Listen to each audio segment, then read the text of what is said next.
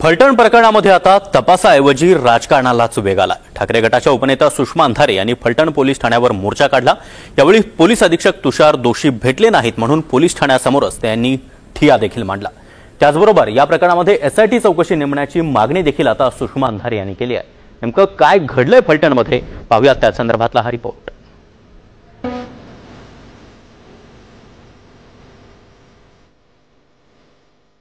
महिला डॉक्टर आत्महत्या, सुषमा अंधारेंची फलटणमध्ये धडक। सुषमा अंधारेंचा पोलीस ठाण्यासमोर ठिय्या।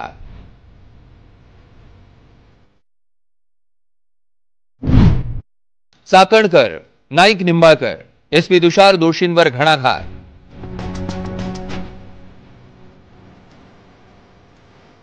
फलटण महिला डॉक्टर आत्महत्या प्रकरणात शिवसेना ठाकरे गटाच्या नेत्या सुषमा अंधारे यांनी फलटण पोलीस ठाण्यावर मोर्चा काढला।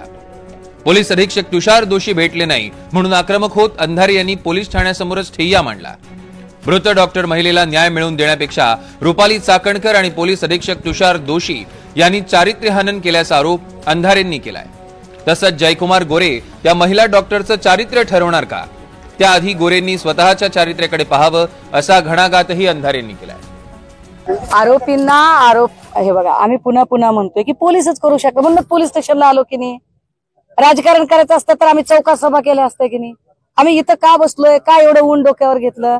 आम्हाला न्याय पाहिजे म्हणून घेतलं। त्यांना ऐकायचं नसेल तर आम्ही काय करायचं? 6 लोकांना आरोपपत्रांचं काय करणार आहात याच्यावर ज्या पद्धतीने डीवायएसपी बोलतात, तर डीवायएसपींचं एकूण जर देहबोली बघितली तर ते बिचारे किती प्रेशराइज्ड आहेत ते लक्षात येतं। मी त्यांना सांगितलंय, आज जा, हवं तर एकांतात बोला तुषार दोषींशी बोला। काय ते अडचण अशी आहे की आपण त्यांना साधी मागणी आहे आमची। ते म्हणाले की एसआयटी वगैरे विषय माझ्या हातात नाही। मी समजू शकते त्यांच्या हातात नाही। ते म्हणाले की चाकणकर जयकुमार गोरेला मी नोटीस काढू शकत नाही। मी समजू शकते। आता ते म्हणजे हे कुणीच नोटीस काढू शकत नाहीत आणि ते आमदार खासदार आहेत म्हणजे ते चौखर उधळू शकतात असा त्याचा दुसरा अर्थ झाला।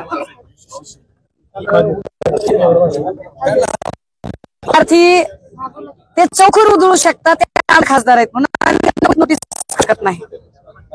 मी त्यांना असं म्हणते की 6 लोकांवर तुम्ही आरोपपत्र का दाखल करत नाही?